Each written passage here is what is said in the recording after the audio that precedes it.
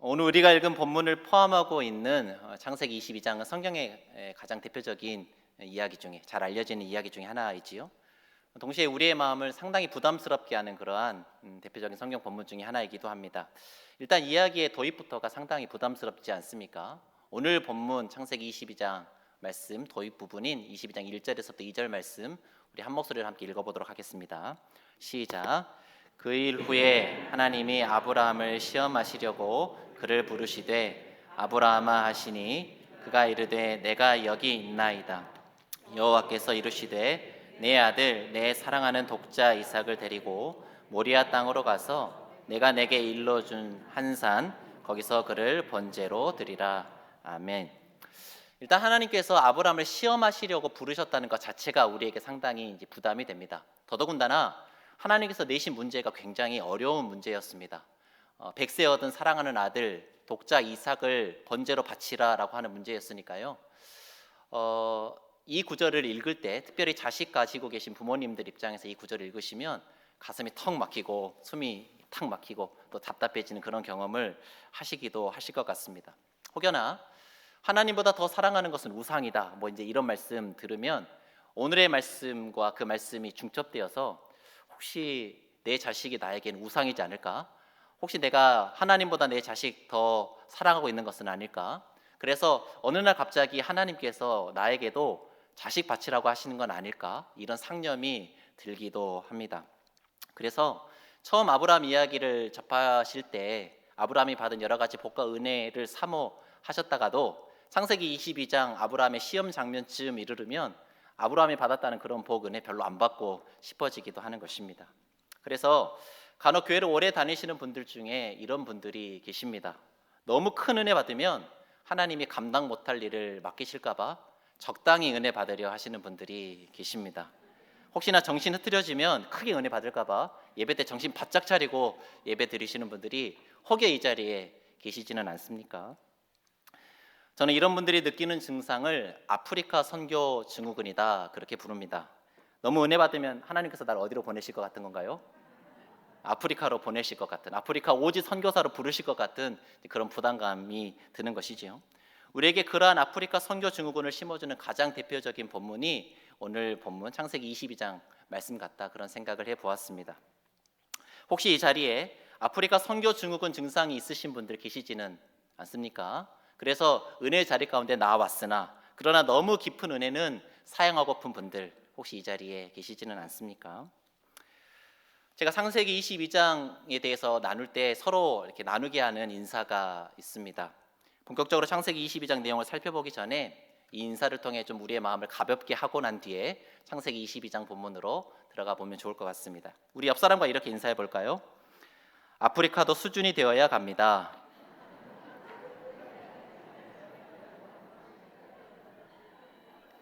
한 번 더 이렇게 권면해 보겠습니다. 쓸데없는 걱정 마시고 은혜 충만히 받읍시다. 어떻게 마음이 조금 가벼워지셨습니까?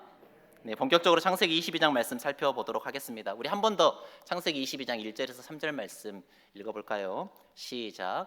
그 일 후에 하나님이 아브라함을 시험하시려고 그를 부르시되 아브라함아 하시니 그가 이르되 내가 여기 있나이다. 여호와께서 이르시되 내 아들 내 사랑하는 독자 이삭을 데리고 모리아 땅으로 가서 내가 내게 일러준 한 산 거기서 그를 번제로 드리라. 아브라함이 아침에 일찍이 일어나 나귀의 안장을 지우고 두 종과 그의 아들 이삭을 데리고 번제에 쓸 나무를 쪼개어 가지고 떠나 하나님이 자기에게 일러 주신 곳으로 가더니. 아멘. 여러분 혹시 이 대목을 읽으시면서 좀 이상하다 느껴지는 부분 없으셨습니까? 저는 창세기 22장을 읽었을 때 처음 들었던 의문이 이것이었습니다. 도대체 아브라함은 독자 이삭을 번제로 바치라는 그 음성을 어떻게 하나님의 말씀으로 알아들었던 것일까요? 만약 여러분에게 자식을 번제로 바치라는 음성이 들려온다면 여러분은 어떻게 반응하시겠습니까? 하나님의 음성을 분별하는 방법 중에 이런 방법이 있습니다. 어떤 음성이 들려왔을 때, 어떤 생각이 떠올랐을 때 그것이 하나님의 성품과 맞는 것이면 그것은 하나님의 음성으로 인정하고, 그런데 하나님의 성품과 배치되는 그런 생각과 음성이라고 한다 그러면 그것은 하나님의 음성이 아니다, 이렇게 분별하는 방법입니다. 예를 들어 하나님께서 우리에게 도둑질해라, 거짓말해라, 다른 사람을 미워해라, 이런 생각을 주실 리가 없지 않습니까? 만약 이런 생각이 든다면 그것은 하나님의 음성이 아닐 것입니다. 근데 여러분에게 갑자기 어떤 사람을 도와줘라, 어떤 사람을 찾아가 봐라, 어떤 사람을 위해서 기도해라, 이런 마음이 든단 말이지요. 여러분, 그러면 그 생각은 여러분의 생각이 아닐 가능성이 굉장히 높습니다. 여러분 그만큼 착한 사람 아니거든요. 근데 그런 착한 생각이 여러분 안에 든다는 것은 하나님께서 그 마음을 주셨다라고 봐도 괜찮습니다. 그렇게 하나님의 음성을 분별하는 방법인 것입니다. 그런데 그러한 우리의 상식이 창세기 22장 2절 말씀에서 무너집니다. 성경을 계속해서 읽어보시면 아시겠지만 우리 하나님은 정말 인신제사를 싫어하시는 하나님이십니다. 우리가 알고 있는 하나님의 성품상 사람을 번제물로 바치라는 이런 요구 하나님께서 하실 리가 없단 말이지요. 아마 저에게 그런 음성이 들려왔다면 저는 그 음성이 하나님의 음성이 아니라 사탄의 음성이라고 생각했을 것 같습니다. 그런데 적어도 창세기 22장 본문 안에서는 아브라함이 이삭을 번제로 바치라는 그 음성을 들었을 때 그 음성이 하나님의 음성인지 아닌지 고민한 흔적이 없습니다. 오히려 3절 말씀 보면 아브라함이 그 음성을 전해 들은 그 밤이 지나자마자 아침 일찍 일어나서 하나님의 말씀에 순종해 길을 떠났다, 그렇게 기록하고 있습니다. 어떻게 아브라함은 마치 사탄의 음성인 것처럼 들릴 수도 있는 그 음성을 정확히 하나님의 음성으로 알아들을 수 있었던 것일까요? 이유는 간단합니다.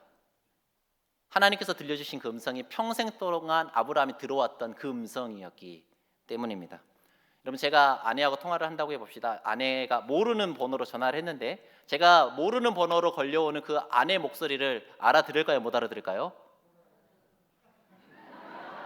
못 알아듣는다고 말씀하시는 분 계십니다. 그러면 큰일 납니다. 알아들어야 됩니다. 여러분, 오랫동안 친밀한 사귐 속에서, 깊은 사귐 속에서 함께하는 시간을 통해서 그 목소리를 익히 알고 있다고 한다 그러면 그 음성이 그 음성인지 금방 분별할 수 있는 것입니다. 여러분, 아브라함이 하나님과 평생토록 함께하고 오랫동안 대화했기 때문에 하나님께서 어떤 음성을 들려주셨을 때 아브라함 그게 하나님의 음성인지 아닌지 고민할 필요가 없었습니다. 하나님과의 친밀한 관계 속에서 자연스럽게 그것이 하나님의 음성인 줄을 분별할 수 있었던 것이지요. 사랑하는 성도 여러분, 하나님의 음성을 알아듣고 하나님의 뜻을 헤아릴 수 있는 참된 분별력은 어디서 나오는 것인가? 그것은 하나님과의 오랜 사귐 끝에 나오는 하나님과의 친밀함 속에서 나오는 것입니다. 무엇을 할 것인지, 어디로 갈 것인지보다 더 중요한 것은 하나님과의 깊은 사귐을 통해 하나님을 알아가고 하나님과의 친밀한 관계 속에서 매일매일 하나님과 동행하는 것입니다. 분별력이란 그렇게 하나님과 함께 동행하는 긴 걸음 속에서 하나님의 마음을 이해하고 하나님의 뜻을 그 마음에 품고 하나님의 성품을 닮아가는 그 시간을 통해 자연스럽게 우리에게 주어지는 선물인 것이지요. 그렇게 하나님과의 친밀한 사귐을 통해 하나님을 더 깊이 알아가고 닮아가며 그래서 하나님의 뜻을 바르게 분별할 줄 아는 손석의 모든 성도님들 다 되시기를 주님의 이름으로 축복합니다. 자, 그런데 아브라함이 하나님의 음성으로 알아들었다고 하더라도 하나님이 아브라함에게 주신 말씀은 사실 상식적으로 너무나 이해가 안 되는 말씀이지 않습니까? 사실 오늘 본문에 기록된 하나님의 명령은 그 전에 하나님께서 아브라함에게 주셨던 약속과 위배되는 자기 모순처럼 보입니다. 하나님은 분명 아브라함의 신 이삭을 통해 아브라함의 권속을 하늘의 별과 같이 그리고 바다의 모래와 같이 그렇게 번성케 하시겠다 약속해 주셨습니다. 그런데 지금 하나님은 아브라함에게 당신이 하실 약속을 이룰 핵심 열쇠에 해당하는 그 이삭을 어떻게 하라는 겁니까? 죽이라는 겁니다. 그 이삭이 사라지면 하나님의 약속도 사라지는 것이지 않습니까? 하나님의 약속의 핵심 열쇠인 이삭을 지키려면 이삭을 번제로 바치라는 하나님의 그 명령 거절해야 하는 것입니다. 반대로 하나님의 명령에 순종하자니 이삭을 통해 이루시겠다는 하나님의 약속이 흔들리는 것입니다. 한마디로 지금 아브라함은 하나님의 약속과 하나님의 명령이 정면으로 충돌하는 모순된 상황 가운데 처해 있다, 그런 말입니다. 아브라함은 어떻게 이 모순되는 상황을 극복하고 하나님의 명령에 순종할 수 있었던 것일까요? 그 비밀이 믿음장이라 불리는 히브리서 11장에 기록되어 있는데요. 우리 함께 히브리서 11장 17절 말씀 화면 통해서 한 목소리 읽어보도록 하겠습니다. 시작. 아브라함은 시험을 받을 때 믿음으로 이삭을 드렸으니 그는 약속들을 받은 자로되 그 외아들을 드렸느니라. 잠깐 화면 멈춰 주십시오. 약속들을 받은 자로되 그 외아들을 드렸느니라 라는 말씀은 이삭을 통해 이루시겠다라고 하는 하나님의 약속과 이삭을 바치라는 하나님의 명령이 충돌했다, 그런 이야기입니다. 그런데 아브라함은 그런 모순적인 상황에서 이삭을 무엇으로 드렸다고요? 믿음으로 드렸다, 그렇게 기록하고 있지 않습니까? 그러니까 일단 답은 뭐라는 겁니까? 믿음이라는 겁니다. 자, 중요한 것은 그 믿음이 어떤 믿음인가 하는 것입니다. 도대체 아브라함의 믿음이 어떤 믿음이었길래 자기의 외아들, 그것도 하나님의 약속이 걸려있는 그 귀한 아들을 기꺼이 내어드릴 수 있었던 것일까요? 아브라함이 믿었던 것은 크게 두 가지였습니다. 하나는 하나님의 신실하신 성품을 아브라함이 믿었습니다. 또 다른 하나는 전능하신 하나님의 능력을 아브라함이 믿었습니다. 하나님의 약속과 하나님의 명령이 부딪히는 그 모순된 상황에서 아브라함이 하나님의 신실하심과 전능하심을 붙들고 내린 결론이 다음과 같습니다. 자, 지금 하나님은 이삭을 번제물로 바치라고 하신다. 그런데 이삭이 죽으면 이삭을 통해 천하 만민을 복 주시겠다고 하신 하나님의 약속은 물거품이 된다. 그런데 하나님의 약속은 하나님의 신실하신 분이시기 때문에 하나님의 약속은 이루어지는 약속입니까? 안 이루어지는 약속입니까? 반드시 이루어지는 약속입니다. 여러분, 그런데 그 하나님의 약속이 이루어지려면 누가 살아있어야 하는 것이죠? 이삭이 살아있어야 하는 것입니다. 자, 그러면 우리 하나님은 생명을 창조하신 전능하신 하나님이시기 때문에 하나님 당신의 그 신실한 약속을 이루시기 위해서 어떻게 하실 것이다? 만일 이삭이 죽는다고 하더라도 그 이삭을 도로 살려내셔서라도 하나님은 자신의 신실한 약속을 이루실 것이다. 이것이 바로 아브라함이 내린 결론이었습니다. 이런 아브라함의 결론이 담겨있는 말씀이 히브리서 11장 18절 19절 말씀인데요. 우리 함께 화면에 나오는 히브리서 11장 18절 19절 말씀 같이 읽어보겠습니다. 시작. 그에게 이미 말씀하시기를 내 자손이라 칭할 자는 이삭으로 말미암으리라 하셨으니 그가 하나님이 능히 이삭을 죽은 자 가운데서 다시 살리실 줄로 생각한지라. 비유컨대 그를 죽은 자 가운데서 도로 받은 것이니라. 화면 잠시 멈춰 주시겠습니까? 하나님이 말씀하신 바 내 자손이라 칭할 자는 이삭으로 말미암으리라 하셨으니, 여러분, 그런데 그 약속이 이루어지려면 어떻게 해야 된다고요? 하나님이 능히 이삭을 죽은 자 가운데서 다시 살리실 줄로 생각한지라. 이것이 바로 아브라함이 그 깊은 고심 끝에 내린 결론이었던 것입니다. 화면 전환해 주셔도 되겠습니다. 아브라함이 정말 말도 안 되는 것처럼 보이는 하나님의 그 말씀에도 순종할 수 있었던 이유는 하나님의 신실하신 성품과 하나님의 전능하신 능력에 대한 확고한 믿음이 아브라함에게 있었기 때문입니다. 사랑하는 성도 여러분, 우리가 하나님을 믿는다는 것은 하나님이 능히 우리의 모든 문제를 해결하실 수 있는 전능하신 하나님이시라는 사실을 믿는다는 것입니다. 더불어 그 전능하신 하나님이 우리를 끝까지 사랑하시고 우리에게 약속하신 바를 끝끝내 이루시는 신실하신 하나님이시라는 사실을 믿는다는 것입니다.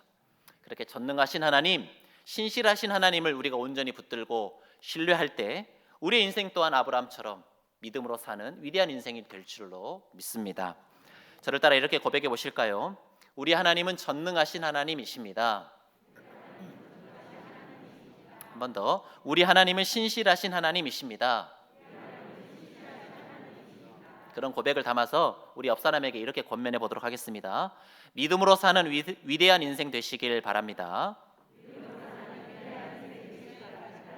아멘이십니까? 자, 지금까지 나누었던 말씀들도 귀한 말씀들이었습니다만 이제 지금부터가 오늘 설교의 하이라이트입니다. 혹시 설교 앞부분 놓치셨더라도 지금부터 정신 차리고 들으시면 될 것 같습니다. 자, 아브라함이 평생 하나님과 동행했던 친밀함 속에서 하나님의 음성을 바르게 분별했던 것 잘 알겠습니다. 하나님의 신실하심과 전능하심에 대한 분명한 믿음이 있었기 때문에 하나님의 말씀에 그렇게 순종할 수 있었다는 것도 알겠습니다. 하지만 아직 오늘 본문에서 맞닥뜨리게 되는 우리의 결정적인 고민이 해결되지는 않았습니다. 그것이 무엇입니까? 하나님의 명령 자체를 이해할 수 없다는 것입니다. 하나님의 명령 자체가 우리의 상식으로는 잘 이해가 안 된다는 것이지요. 도대체 왜 하나님은 아브라함에게 아들 이삭을 바치라는 이런 말도 안 되는 명령을 내리셨던 것일까요? 우리가 창세기 22장을 읽을 때 우리가 하나님을 어떻게 생각하면서 읽게 되냐면 당신에 대한 사랑과 경애가 어느 정도인지를 시험해 보시려는 좀 사감 선생님 같은 그런 하나님의 이미지를 떠올리거나, 혹은 우리의 자식까지도 당신보다 더 사랑하는 것을 못 견뎌하시는 질투의 화신 같은 하나님이라고 생각하면서 창세기 22장을 읽습니다. 그러니 창세기 22장을 읽을 때 엄청나게 부담스럽게 다가오는 것입니다. 하지만 저는 여러분이 성경을 읽으실 때 최대한 하나님 우호적으로 성경을 읽어보시라 권면해 드리고 싶습니다. 때로 성경에 기록된 하나님의 말씀이나 행하심이 잘 이해가 되지 않을 때가 있습니다. 그럴 때 어떻게 하나님이 그러실 수 있느냐 이렇게 힐난하는 태도로 성경을 읽지 마시고, 그렇게 말씀하시고 행하신 하나님의 속사정은 무엇일까 이렇게 하나님을 이해해 보려고 성경을 읽으시면 좋겠다, 그런 말씀을 드립니다. 그렇게 하나님 우호적인 관점을 가지고 아브라함더러 100세 얻은 귀한 아들을 바치라고 하신 그 하나님 나름의 속사정을 지금부터 좀 찾아가 보려고 합니다. 오늘 설교 제목이 하나님의 벗 아브라함인데요, 제가 사실 첫 번째 주보에 실기 전에 제가 생각했던 제목은 이삭 번제 요구에 담긴 하나님의 속사정, 이렇게 제목을 달려고 했습니다. 하나님의 그 속사정 궁금하십니까? 지금부터 저랑 찾아가 보도록 하겠습니다. 우리 함께 오늘 보면 창세기 22장 17절 18절 말씀 우리 한 목소리 읽어볼까요? 시작. 내가 내게 큰 복을 주고 내 씨가 크게 번성하여 하늘의 별과 같고 바닷가의 모래와 같게 하리니 내 씨가 그 대적의 성문을 차지하리라. 또 내 씨로 말미암아 천하 만민이 복을 받으리니 이는 내가 나의 말을 준행하였음이니라 하셨다 하니라. 아멘. 방금 읽은 17절 18절 말씀을 압축해서 요약하면 아브라함의 씨로 말미암아 천하 만민이 복을 받을 것이다, 그런 말입니다. 여러분, 이때 키워드가 되는 단어가 제가 노란색으로 표시한 내 씨, 곧 아브라함의 씨라고 하는 단어가 이 본문의 핵심 단어 키워드인데요. 자, 그렇다면 오늘 이 본문의 키워드가 되는 그 아브라함의 씨는 도대체 누구를 지칭하는 것일까요? 물론 1차적으로는 이삭을 지칭하는 말이겠습니다만은 이 아브라함의 씨가 궁극적으로 누구를 가리키는지에 대한 대답을 사도 바울이 갈라디아서에서 하고 있습니다. 우리 갈라디아서 3장 16절 말씀 우리 한 목소리 읽어볼까요? 시작. 이 약속들은 아브라함과 그 자손에게 말씀하신 것인데 여럿을 가리켜 그 자손들이라 하지 아니하시고 오직 한 사람을 가리켜 내 자손이라 하셨으니 곧 그리스도라. 아멘. 이 갈라디아서 3장 16절 말씀에 따르면 창세기 22장 17절 18절에 나오는 그 아브라함의 씨는 누구라는 겁니까? 예수 그리스도로 씨라는 겁니다. 사도 바울의 논증은 이렇습니다. 창세기 22장 17절 18절에 나오는 내 씨, 내 자손이 복수로 되어 있지 않고 단수로 기록되어 있다는 것입니다. 여러분, 복수로 기록되어 있으면 내 씨들, 내 자손들 이렇게 번역되어야 할 텐데 그렇게 되어 있지 않고 단수, 내 씨, 내 자손 이렇게 되어 있다는 거예요. 여러분, 아브라함의 후손이 엄청 많습니다. 이삭만 아브라함의 자손이지 않고 이스마엘도 있고 후처 구드라를 통해서 6 아들 낳았고, 여러분 수없이 많은 사람들이 아브라함을 자신의 조상이라고 고백합니다. 심지어 우리도 아브라함을 뭐라고 고백합니까? 믿음의 조상이라고 고백합니다. 여러분, 그런데 그 수없이 많은 아브라함의 자손들을 다 가리키는 말이 아니라 그 아브라함의 후손들 중에서 딱 한 사람, 오직 한 사람, 그 특별한 아브라함의 씨가 있는데 그분이 누구시라는 겁니까? 예수 그리스도시라는 것입니다.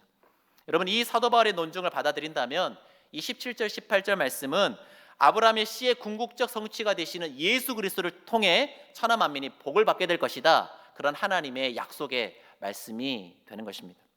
한마디로 17절 18절 말씀은 온 인류를 구원하시기 위해 하나님께서 누구를 보내시겠다? 예수 그리스도를 보내시겠다라고 하는 약속의 말씀이라는 것입니다. 자, 그런데 하나님께서 천하 만민을 구원하시기 위해 예수 그리스도를 이 땅에 보내시는 것이 그리 간단한 문제는 아니었습니다. 거기에는 특별한 비하인드 스토리가 담겨 있습니다. 그 비하인드 스토리가 담겨 있는 말씀이 오늘 보면 창세기 22장 16절 말씀인데요, 우리 함께 화면을 보시면서 읽어보도록 하겠습니다. 시작.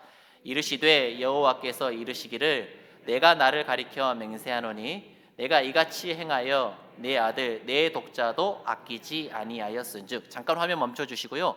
자, 성경책 창세기 22장 펴져 있습니까? 펜을 가지고 계신 분들은 펜을 드셔서 어디다 밑줄을 치시냐, 내가 나를 가리켜 맹세하노니 거기에다 밑줄을 그어 보시기 바랍니다. 내가 나를 가리켜 맹세하노니. 밑줄을 치라고 하는 이유는 성경 이런 표현이 거의 안 나오기 때문입니다. 내가 나를 가리켜 맹세하노니 이렇게 밑줄을 치시고 난 다음에 내 아들 내 독자도 아끼지 아니하였은즉, 그 아니하였은즉 옆에다가 뭐라고 기록하시냐면 아니하였기 때문에 라고 적어보시기 바랍니다. 아니하였기 때문에. 자, 화면 전환해 주셔도 좋겠습니다. 여러분 성경을 쭉 읽어보셔도 여러분 내가 나를 가리켜 맹세하노니 이런 표현이 거의 안 나와요. 하나님께서 자신의 전 존재를 거시고 하시는 말씀. 여러분 왜냐하면 하나님은 그렇게 하지 않고 그냥 말씀만 하셔도 그 말씀은 권능의 말씀이지요. 그 말씀은 반드시 이루어지는 말씀입니다. 여러분 그런데 하나님께서 자신의 전 존재를 걸고 맹세하시면서까지 말씀하셨다라고 하는 것은 이 16절 말씀이 그 어떤 말씀보다도 중차대한 말씀이다, 그런 뜻입니다. 여러분 그 중차대한 말씀, 하나님께서 자신의 전 존재를 걸고 맹세하실 만큼 중차대한 말씀이 어떤 말씀이라는 것입니까? 내가 내 아들 내 독자도 나를 위해 아끼지 아니하였기 때문에 나도 내 아들 내 독자를 아끼지 않고 너를 위해 내어주겠다. 다시요. 내가 내 아들 내 독자도 나에게 아끼지 아니하였기 때문에 나도 내 아들 내 독자를 너를 위해 아끼지 않고 내어주겠다. 여러분 이 말씀이 하나님께서 자신의 전 존재를 걸고 맹세하실 만큼 중차대한 말씀이라는 것입니다. 앞에서도 말씀드렸듯이 하나님께서 자신의 독자 예수 그리스도를 이 땅에 보내시는 것이 그리 간단한 문제가 아니었습니다. 하나님께서 죄인들을 위해 죄 없으신 하나님의 독자를 내어주시는 것에 대해 딴지를 걸 존재가 있기 때문입니다. 그 존재가 누구일까요? 사탄입니다. 만약 하나님께서 죄 없으신 자신의 독자를 죄인들을 위해 거저 내어주신다면 하나님을 대적하는 것이 그 본질이요 사명인 사탄은 하나님의 공의의 성품을 들어서 이렇게 참소할 게 뻔합니다. 하나님이 사랑의 하나님이신 건 잘 알겠습니다. 하지만 아무리 그렇다고 해도 죄인들이 지은 죄에 대해 아무런 대가도 지불하지 않게 하고 그냥 하나님 아들 보내셔가지고 막 그렇게 용서하시는 것은 하나님의 공의의 성품에 맞지 않은 줄로 아뢰입니다. 통촉하여 주시옵소서. 하나님께서 아브라함에게 백세 얻은 외아들을 내어달라 말씀하신 것은 이삭 잡아먹으시려는 것도 아니고 아브라함이 이삭을 사랑하는 것을 질투하셔서도 아닙니다. 하나님이 이 세상을 구원하시기 위해 누구를 보내주셔야 했습니까? 자신의 아들 독자 예수 그리스도를 보내주셔야 한단 말이에요. 그런데 하나님의 공의의 성품상 그 아들을 그냥 내어주실 수 없으셨기에 먼저 누구에게 아들을 내어달라 말씀하신 것입니까? 아브라함에게 아들을 내어달라 말씀하신 것입니다. 만약 아브라함이 하나님의 그 요구 앞에 자신의 아들을 내어드린다면 하나님이 그 아들 예수 그리스도를 아브라함의 후손들을 위해 내어주시는 것은 서로 주고받음이 되는 공정한 주고받음이 되는 것이고 하나님의 공의에 합당한 일이 되는 것입니다. 따라서 하나님은 자신의 독생자 예수 그리스도를 이 땅에 보내시기 위한 연결고리를 마련하시기 위해 인류 역사상 처음이자 마지막으로 아브라함에게 독자 이삭을 내어달라 그렇게 요청하셨던 것이지요. 아마 아브라함은 하나님께 아들 이삭을 바치라는 명령을 듣고 난 후 그 밤을 뜬 눈으로 지새웠을 것입니다. 아마도 아브라함에게 그 밤은 고민과 번민이 강처럼 흐르는 밤이었을 겁니다. 어쩌면 아브라함은 그 번민의 밤을 지새우고 난 뒤 자신이 내린 그 결정이 날이 밝으면 흔들릴까 봐 새벽 일찍이 길을 떠났던 것일지도 모르겠습니다. 그런데 아브라함의 번민이 강처럼 흐르던 그 밤에, 그리고 아브라함이 이삭을 이끌고 가던 그 눈물겨운 노정에 아브라함보다 더 마음을 졸이셨던 분이 계십니다. 누구실까요? 하나님이십니다. 하나님은 자신의 사랑하는 아들 그 독자이신 예수 그리스도를 이 땅에 보내기 위한 그 연결고리를 마련하시기 위해 아브라함 평생 동안 아브라함과 함께 하시면서 아브라함을 훈련시키시고 아브라함을 성장시키셨습니다. 그리고 때가 무르익자 떨리는 마음으로 아브라함에게 독자 이삭을 내어달라 그렇게 요청하셨습니다. 아브라함이 이삭을 바치기로 결정을 내리고 3일 길을 걸어 모리아 산에 이르러 그 산 정상에서 이삭을 향해 칼을 내리치는 그 순간까지 하나님은 손에 땀을 쥐고 아브라함의 행보를 주목해 보셨습니다. 그리고 마침내 아브라함의 칼이 이삭의 심장을 향해 떨어지는 그 순간, 그래서 아브라함의 씨를 통해 천하 만민을 복되게 하시려는 하나님의 그 구원의 밑그림이 완성되는 그 순간 하나님은 감격적인 목소리를 이렇게 외치신 것입니다. 아브라함아, 아브라함아, 그 아이에게 절대 손대지 말아라. 이걸로 되었다. 이걸로 충분하다. 내가 나를 얼마나 경외하는지, 내가 나를 얼마나 사랑하는지 이제 내가 충분히 알 것 같구나. 아브라함아, 이제 내가 나를 두고 맹세한다. 아브라함아, 내가 나를 걸고 맹세한다. 아브라함, 내가 내 아들 내 독자도 나에게 아끼지 않고 내어 주었으니 나도 내 아들 내 독자를 너와 내 후손을 위해 그리고 온 세상을 위해 기꺼이 내어줄 것이다. 사랑하는 성도 여러분, 아브라함은 하나님을 향한 온전한 믿음과 신뢰를 가지고 가장 소중한 자신의 아들, 자신의 독자를 기꺼이 하나님을 위해 내어드렸습니다. 그 결과 아브라함은 이 땅에 자신의 외아들을 보내시려는 하나님의 그 원대한 구원 사역을 이루는 일에 하나님의 신실한 동역자로 귀하게 쓰임 받을 수 있었던 것입니다. 하나님과 아브라함의 이 아름다운 동역을 더욱 극적으로 만들어주는 장치가 있습니다. 그것은 바로 오늘 본문의 배경이, 장소적 배경이 모리아산이라는 것입니다. 아브라함이 자신의 독자 이삭을 번제로 바친 모리아산이 어디인지를 명확하게 가르쳐주는 본문이 역대하 3장 1절 말씀인데요. 화면 띄워주시겠습니까? 여러분, 모리아산이, 역대하 3장 1절 보시면 모리아산이 어디라고 되어 있나요? 예루살렘이라고 되어 있습니다. 잘 보이시죠? 예루살렘이라고 되어 있습니다. 여러분, 예루살렘은 어떤 곳입니까? 바로 하나님께서 온 인류를 위해 자신의 아들 예수 그리스도를 십자가에 내어주신 바로 그 장소가 예루살렘입니다. 아브라함이 하나님을 위해 자기 아들 독자 이삭을 온전히 내어드렸던 바로 그 산, 그 언덕에서 하나님이 역시 자신의 아들, 자신의 독자 예수 그리스도를 아브라함의 모든 후손들을 위해 기꺼이 내어주신 것입니다. 이사야 41장 8절 말씀해 보시면 하나님께서 아브라함을 나의 벗이라고 부르시는 장면이 나옵니다. 야고보서 2장 23절에는 아브라함이 이삭을 번제로 내어드리는 그 순종을 통해 하나님의 벗이라는 칭함을 얻었다, 그렇게 기록하고 있습니다. 하나님께서 아브라함을 나의 벗이라고 부르셨다는 것은 아브라함은 하나님께, 그리고 하나님은 아브라함에게 그렇게 서로가 서로에게 가장 깊은 속마음까지 기꺼이 나눌 수 있는 평생지기 벗이 되었다는 말씀입니다. 어떻게 하나님과 아브라함은 평생지기 벗이 될 수 있었을까요? 아마도 그것은 하나님과 아브라함이 서로를 위해 가장 소중한 것을 내어주는 그 경험을 함께 공유하고 있기 때문일 것입니다. 자신의 아들을 번제로 바치기 위해 모리아산 언덕을 올라가는 아브라함의 그 아련한 마음을 어느 누가 이해하고 공감할 수 있을까요? 마찬가지로 온 인류를 구원하시기 위해 자신의 독자를 십자가에 내어주셔야만 하는 하나님의 그 절절한 마음을 어느 누가 감히 이해할 수 있겠습니까?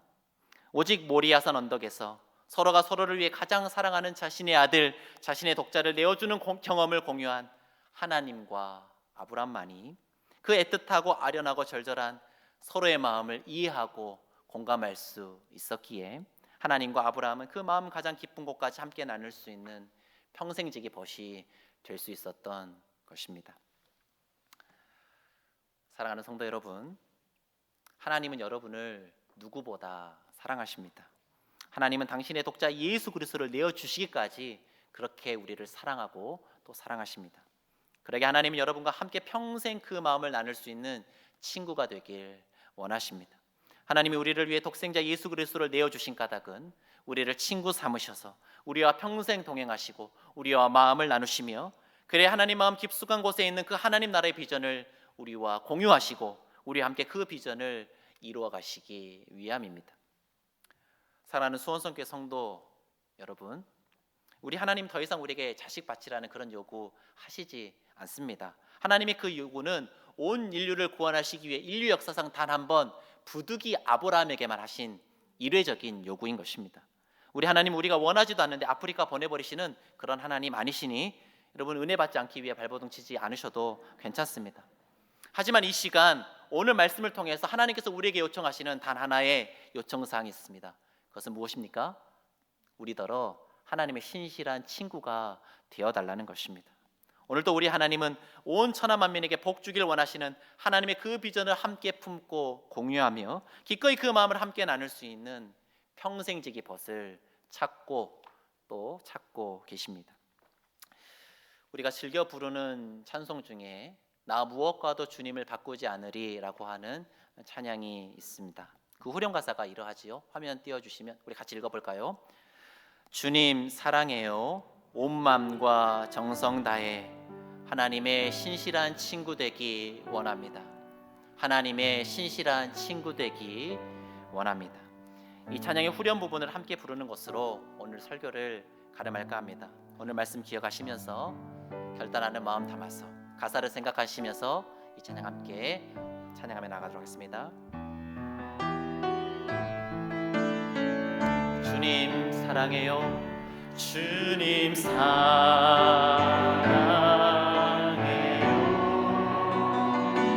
온 마음과 정성. 우리 가슴에 손을 대고 찬양할까요? 하나님의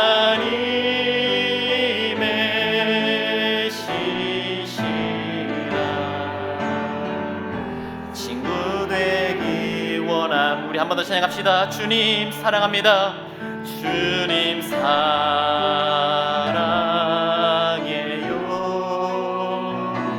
온 마음과 정성 다해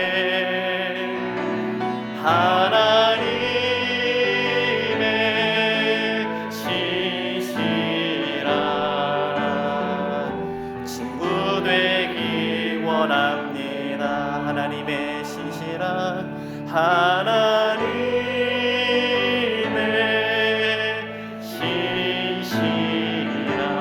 신실한 친구 되기 원합니다. 아멘. 기도하겠습니다. 우리를 위해 기꺼이 독생자 예수 그리스도를 내어주심으로 우리를 친구 삼아주신 사랑의 하나님, 오늘 들려주신 말씀을 통해 우리의 모습을 되돌아보게 하시니 감사하고 감사합니다. 돌이켜보건대 우리의 모습, 우리의 생각과 관심, 심지어 우리의 신앙의 자취까지도 지극히 개인적이고 자기중심적이었음을 고백하지 않을 수 없습니다. 기도의 자리에서도 우리의 소원 아래기에 여념이 없었지, 하나님의 마음이 어떠하신지, 하나님의 소원은 무엇인지 별 관심 없이 살았던 우리들이었음을 고백합니다. 하나님, 이제 우리도 하나님의 마음 알아드리길 원합니다. 천하 만민에게 복 주시고자 하시는 하나님의 그 구원 사역에 우리 또한 기쁨으로 동참하길 원합니다. 하나님의 뜻, 하나님의 소원을 이루어드리는 일에 기꺼이 우리의 삶을 내어드릴 줄 아는, 그래서 하나님의 신실한 평생지기 벗으로 살아가는 우리 모두가 되게 하여 주옵소서. 우리를 구원하시기 위해 기꺼이 십자가 지심으로 우리의 평생 친구가 되어주신 예수 그리스도의 이름으로 기도합니다. 아멘.